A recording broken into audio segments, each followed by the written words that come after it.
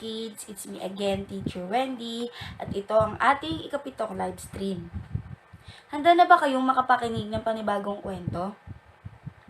Pero bago yan, balikan muna natin ang nakaraang kwento. Ano nga ulit ang title nun? Tama! Si Jacob at Esau. Sino nga ba si Jacob at Esau? Si Jacob at Esau ay anak ni Isaac. At isa sa kanila ang gustong maging panganay. Sino nga ulit yun? Tama, si Jacob. At nang dahil sa pagkain, dahil gutom na si Esau, wala siyang nagawa kundi gawin ang hiling ni Jacob na maging panganay. Dahil ito sa mana, kaya gusto ni Jacob na maging panganay siya. At nang naibigay na ni Esau ang basbas, ngayon, ang tatay naman nila na si Isaac ang magbibigay ng basbas upang mabigay ang mana. At nalaman ito ni Esau na kay Jacob napunta ang mana na dapat kay Esau. Nagalit ito at tinulungan naman ng nanay nila na tumakas si Jacob. At ngayon, nung tumakas siya, naisip-isip niya siguro na mali yung ginawa niya. Kaya gusto niya nang bumalik ulit sa kanilang bahay. At humingi muna ulit si Jacob ng basbas at nanalangin. Pagkatapos nun, pag-uwi niya ay nagkita sila at nagkapatawaran at nagyakapan.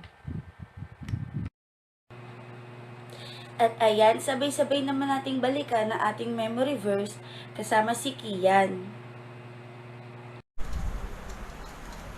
Hello mga kids, ako po si Kasus Kian and Kabalo na meron po tayo memory verse mula sa Mateo chapter 6 verse 14. Sapagkat kung pinapatawad ninyo ang mga nagkasala sa inyo, pinapatawad din kayo ng inyong ama na nasa langit. Mateo chapter 6 verse 14. Paalam. At sa oras naman ito, sabay-sabay nating purihin ng Panginoon. Excited na ba kayo mga ka-Light Kids? Kung ready na kayo, halina, sabayan niyo kami.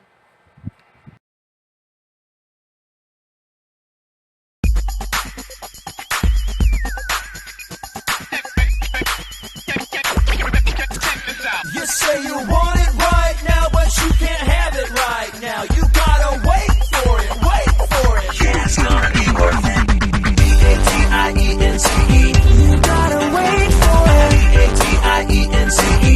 You gotta wait for it. B-A-T-I-E-N-C-E. You gotta wait for it. B-A-T-I-E-N-C-E. You gotta wait for it. Hey, hey, what you want today? Maybe a brand new toy or a video game. I know you want it right now, right here today, but it may not be the right time. So let patience lead you on, cause sometimes you gotta wait for what you really want. Now don't you go forget the words to this song. Now everybody sing along. B-A-T-I-E-N-C-E. You gotta wait for it. B-A-T-I-E-N-C-E. You gotta wait for it. B-A-T-I-E-N-C-E. You gotta wait for it. B-A-T-I-E-N-C-E.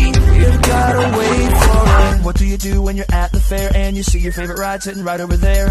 Go to the ride just to have a good time, and you see a big long waiting line. Get in line, wait your turn. Here is something you can learn. Patience helps us get along. So everybody sing the patience song. B-A-T-I-E-N-C-E. You gotta wait for it. B-A-T-I-E-N-C-E. You gotta wait for it. B-A-T-I-E-N-C-E. You gotta wait for it. B-A-T-I-E-N-C-E. You gotta wait for it. You want it right now, but you can't have it right now. You gotta wait for it, wait for it. You say you want it right now, but you can't have it right now. You gotta wait for it, wait for it. Yeah, it's gonna be worth it. B-A-T-I-E-N-C-E. You gotta wait for it. B-A-T-I-E-N-C-E. You gotta wait for it. B-A-T-I-E-N-C-E.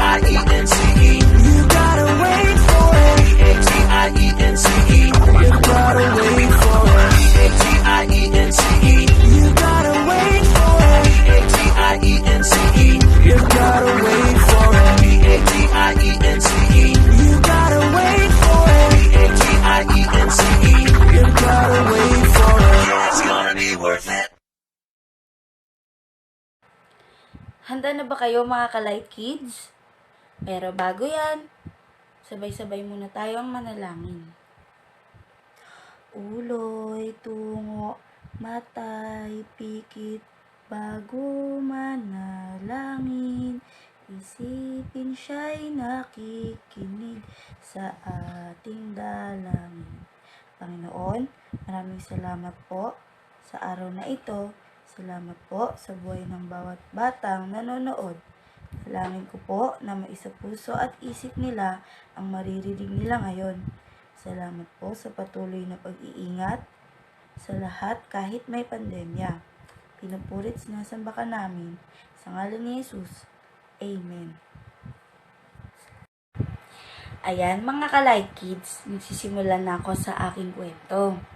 Ang kwento ko ngayon ay tungkol kay Jacob at Rachel. O in Tagalog ay Raquel. Sino nga ulit si Jacob? Tama, si Jacob ay ang anak ni Isaac. Nagpatuloy si Jacob sa kanyang paglalakbay hanggang sa dumating siya sa lupain ng mga taga-silangan. May nakita siyang isang balon ng tubig sa kaparangan. Sa paligid nito, may 3 kawan ng mga tupang nagpapahinga, sapagkat doon, pinapainom ang mga ito. Ang balon ay may takip na malaking bato. Binubuksan lamang ito kapag paiinumin na ang mga tinipong kawan. Matapos painumin ang mga ito, muli nilang tinatakpan ang balon. Tinanong ni Jacob ang mga pastol na naroon, "Tagasan kayo mga kaibigan?" "Tagaharan," tugon nila. "Kilala ba ninyo si Laban na apo ni Nahor?" sabi ni Jacob. "Oo," sagot naman nila. "Kamusta na siya?" tanong pa niya. "Mabuti naman sila." At hayun, dumating si Rachel, ang anak na dalaga ni Laban. Kasama niya ang kawan ng kanyang ama. "Maaga pa naman," sabi ni Jacob, "bakit hindi ninyo muna painumin ang mga tupa at dalhin muna ito sa pastulan bago ikulong?" "Aba, hindi maaari," sagot ng mga pastol. "Ang lahat ng pastol ay kailangang narito bago buksan ang balon. Saka pa lamang kami maaaring magpainom." Nakipag-usap pa si Jacob nang dumating si Rachel na kasama ang kawan ng kanyang ama. Nang makita ni Jacob si Rachel na kasama ang kawan ni Laban, binuksan ni Jacob ang balon at pinainom ang mga tupa. Pagkatapos nito, nilapitan niya ang dalaga at napaiyak siya sa tuwa. Sinabi niya, "Ako ang pamangkin ng iyong ama, anak ng iyong tiya Rebecca." Patakbong umuwi si Rachel at binalita ito sa ama. Sinalubong naman agad ni Laban ang kanyang pamangkin. Niyakap niya ito at hinagkan saka isinama sa kanila. Nang maikwento lahat ni Jacob ang nangyari, sinabi sa kanya ni Laban na, "Tunay na ikaw ay laman ng aking laman at dugo ng aking dugo." At doon tumira siya ng 1 buwan sa bahay ni Laban.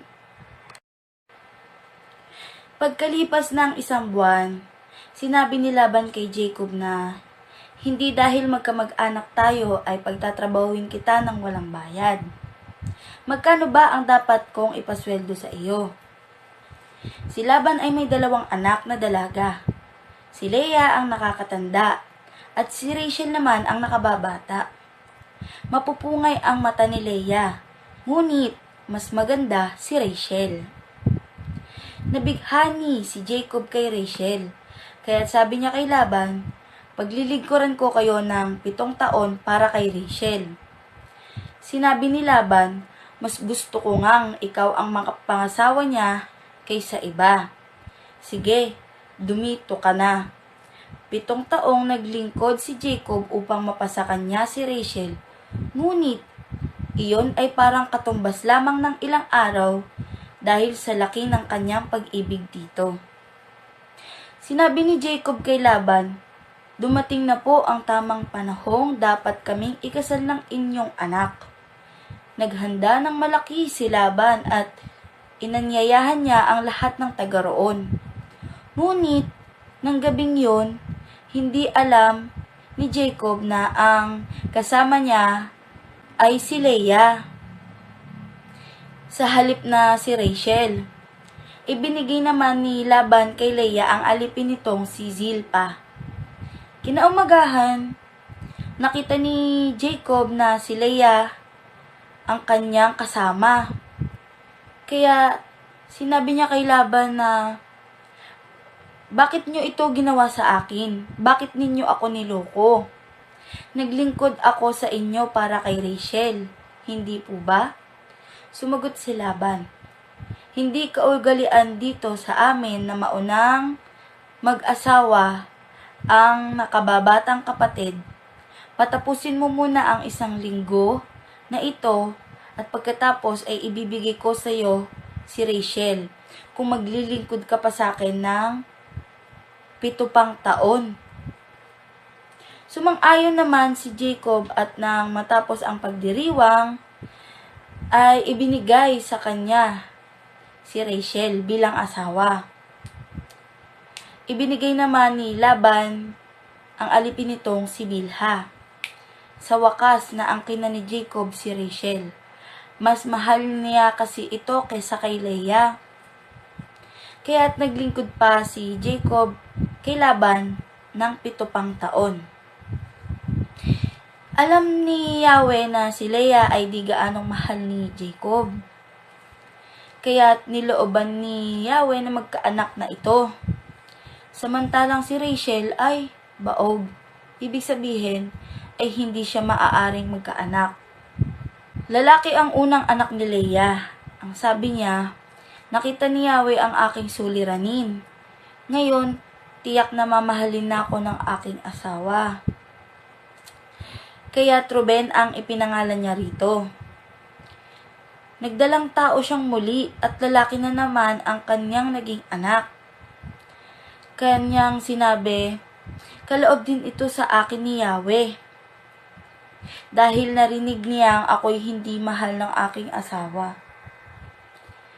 Kaya tinawag naman niya itong Simeon. Muling nagdalang tao na naman si Leah. At lalaki uli ang naging anak niya. Sabi niya, "Lalong mapapalapit na ako sa aking asawa sapagkat 3 na ang aking anak." At tinawag niya itong Levi. Nagdalang tao siyang muli. At lalaki pa rin ang naging kanyang anak. Sinabi niya ngayon, "Pupurihin ko si Yahweh." Kaya tinawag niya itong Judah. Pagkatapos noy, hindi na siya nagkaanak. At doon nagtatapos ang aking kwento, mga ka-Light Kids. Ayan mga bata, ano nga bang aral na mapupulot natin dito sa kwento? Diba, si Jacob ay nag-intay ng 7 taon upang pangasawa niya si Rachel. At dito, kailangan natin na mag-intay para sa mga bagay na gusto natin makuha. At pag ginawan ka ng masama, ibig sabihin ay masama na rin ba ang ibabalik mo? Diba dapat ang ibalik mo ay kabutihan? Lagi nating tatandaan na kung ayaw mong gawin sa'yo, ay huwag mong gagawin sa iba. At ayan mga bata, may 2 lang akong tanong. Sino ang 2 bida sa kwento? At ilang taon ang inintay ni Jacob upang mapangasawa niya si Rachel? Comment down your answer mga ka-Light Kids. At ngayon naman, dumako tayo sa memory verse kasama si Teacher Angel.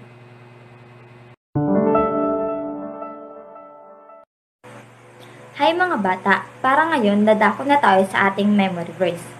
Ang memory verse natin para ngayon ay nanggaling sa book of Galatians. Galatians chapter 6 verse 9. Ang sabi dito, Kaya't huwag tayong magsawa sa paggawa ng mabuti. Pagdating ng takdang panahon, tayo ay ani kung hindi tayo magsasawa. Nakuha ba mga bata? Isa pang beses. Galatians chapter 6 verse 9. Kaya't huwag tayong magsawa sa paggawa ng mabuti. Pagdating ng takdang panahon, tayo ay ani kung hindi tayo magsasawa. Ngayon naman ay lalagyan natin to ng action. Okay ba yon? Tara! Kaya't huwag tayong magsasawa sa paggawa ng mabuti. Pagdating ng takdang panahon, tayo ay ani kung hindi tayo magsasawa. Isa pa. Kaya't huwag tayong magsasawa sa paggawa ng mabuti. Pagdating ng takdang panahon, tayo ay aani kung hindi tayo magsasawa. Galatians chapter 6 verse 9. Nakuha ba mga bata? Mga bata, huwag nating kakalimutan ng ating memory verse at gawin ito sa ating buhay. Ayun lang. Salamat mga ka-Light Kids! Thank you, Teacher Angel. At ngayon naman, ituturo sa atin ni Teacher Lachelle kung ano ang activity natin ngayon. Kaya tara na! Hello mga ka-Light Kids! Ako si Teacher Lachelle at ako magtuturo sa inyo ng activity ngayong araw. Ang activity natin ngayon ay may pinamagatang folded picture Jacob and Rachel. Mga kagamitan, bond paper o malinis na papel, pangkulay, lapis or marker, gunting. Mga pamamaraan, una, ang isang puting papel o bond paper ay hatiin sa pahabang sukat at tupiin ang magkabilang gilid upang ito ay magtagpo sa gitna. Tingnan ang larawan. Ikalawa, iguhit si Jacob sa isang bahagi ng gilid ng papel na iyong tinupi at iguhit naman si Rachel sa kabilang gilid ng papel at kulayan ito, katulad ng larawang ito. Katlo, sa gitnang bahagi ng papel ay iguhit ng isang balon at mga tupa sa paligid nito. Kumpletuhin ito na may burol at kulayan ng mga ito. Tingnan ang larawan. Kaapat, sa kabilang gitnang bahagi ng papel, iguhit ang salitang 14 years at kulayan ito, katulad ng larawang ito. Ikalima, tupiin ang papel nang sa ganoon ay magtagpo sila Jacob at Rachel sa gitna. Tingnan ang larawan. Maaari niyong ipadala ang inyong mga nagawa sa Light Kids Ministry FB page. Salamat mga ka-Light Kids! Thank you, Teacher Lachelle. At ngayon naman, meron tayong YouTube channel, IG page, at Facebook page. Like and subscribe kayo sa ating YouTube channel at follow kayo sa ating IG sa FB din. Yun lang. So, ngayon dadako na tayo sa ating closing prayer. Lord, maraming salamat po sa araw na to na marami pong natutunan ngayon ng mga bata. At Lord, patuloy niyo po silang ingatan sa kanilang mga tahanan, ng kanilang mga magulang at mga gurong nagtuturo sa kanila. Lord, thank you po sa mga natatanggap namin ng biyaya at sa mga pinagkakaloob na sa amin sa araw-araw. Lord, ingatan mo po kami sa kahit anumang uri ng virus at naway matapos na ang pandemya na ito. Sa ngalan ni Jesus, Amen. Hanggang sa muli mga ka-Light Kids, paalam!